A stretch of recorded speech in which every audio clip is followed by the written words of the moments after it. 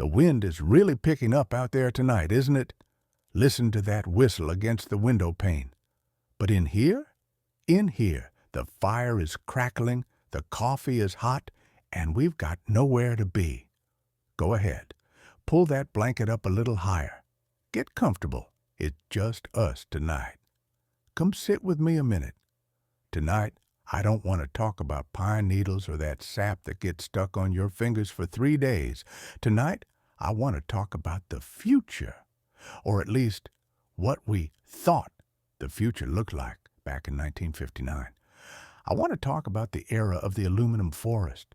You know, if I close my eyes right now, I don't smell pine. I smell ozone and hot dust. And I hear a sound, a very specific, mechanical sound. Whir, click, whir, click. That was the sound of the rotating color wheel sitting on the shag carpet, casting shadows that looked like spaceships on the living room wall. That was the sound of Christmas in the space age. Now, you'll have to understand the mood we were in. It was the late 50s. We had just launched satellites. We were looking at the moon and thinking, we're going to walk on that thing any day now. Everything had to be modern. Everything had to be atomic. Cars had fins like rockets. Kitchens were turquoise, and suddenly, chopping down a messy, old-fashioned tree from the woods seemed a little bit primitive to some folks. I'll never forget the day my dad brought the future home. It was December of 1959. Usually, Dad would haul a Scotch pine onto the roof of the station wagon, scratching the paint, cursing under his breath. But this time, he walked in the front door holding a long rectangular cardboard box under one arm. Just one box. He looked as proud as if he'd just invented electricity. He set it down on the table and pointed to the logo. Evergleam, it said, and right underneath, in bold letters, Manitowoc, Wisconsin. That's where they were born, folks. Manitowoc. It sounds like a legend now, but back then, the aluminum specialty company in Wisconsin was churning these things out by the millions. They weren't selling trees. They were selling permanent beauty. That was the slogan. I remember opening that box. There wasn't a trunk inside. There was a pole. A silver wooden pole painted silver with holes drilled into it at angles. And the branches? They weren't branches. They were metal rods wrapped in aluminum fringe. They came in these brown paper sleeves to keep them flat. You had to slide the paper off, whip, and then fluff the foil needles. My mother, bless her heart, she just stood there with her hands on her hips. She said, "Frank, are we celebrating Christmas or building a TV antenna?" But Dad was committed. We started building it. It felt more like an erector set than a holiday tradition. Branch A goes in slot A.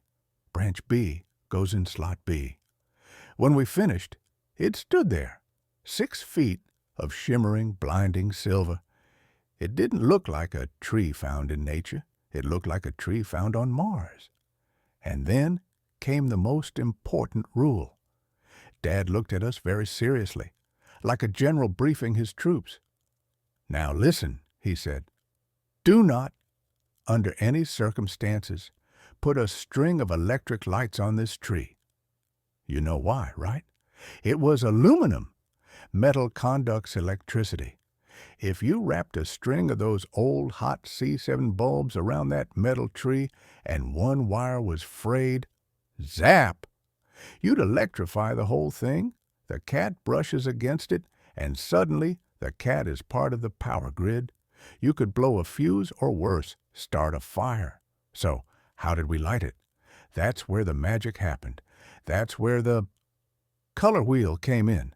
It was a plastic spotlight that sat on the floor. It had a rotating disc with 4 gels: red, blue, green, amber. You turned it on, and that motor would start its slow, hypnotic grind. The light would hit the silver branches, and the whole room would transform. For 30 seconds, the tree was a deep, underwater blue. Then, slowly, it would shift to an emerald green, then a burning red. It was mesmerizing. We didn't hang popcorn on it. Popcorn looked ridiculous on a space rocket. We hung glass balls, usually all one color, maybe blue or red, to match the wheel. For a few years there, 60, 61, 62, if you had an aluminum tree, you were sophisticated. You were a modern American family. Sears was selling them for about $25, which wasn't cheap back then.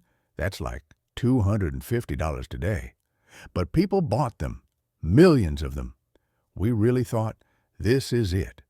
We've conquered nature. No more watering, no more needles on the rug. It was clean. It was efficient.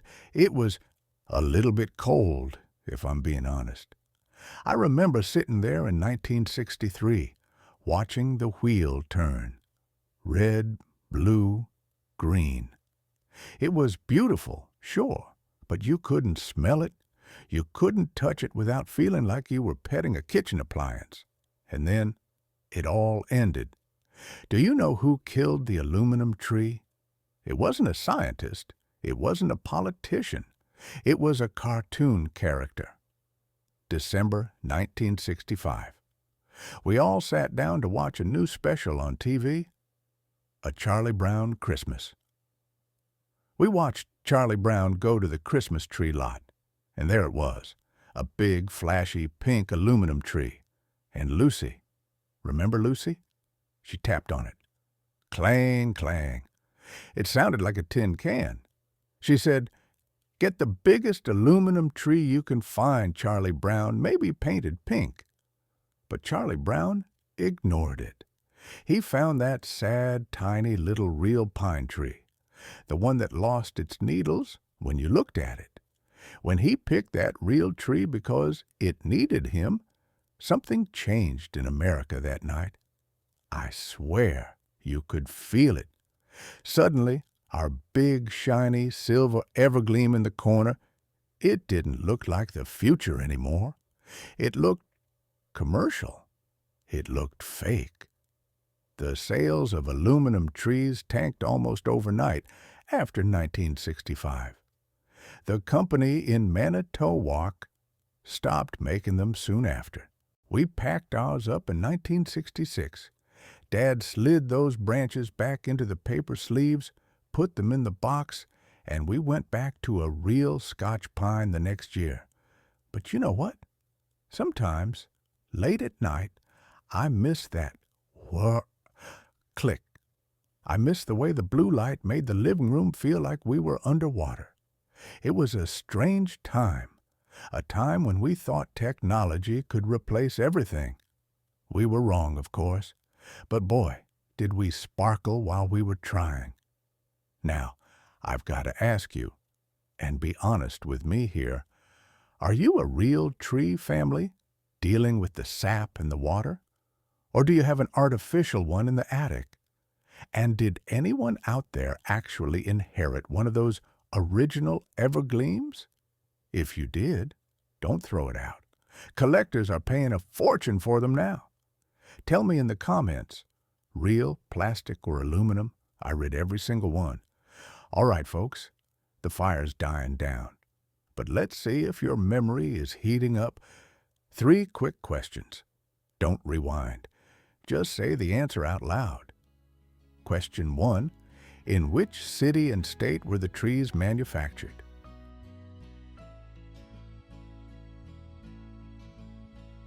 Question 2. Why couldn't you hang electric lights on them?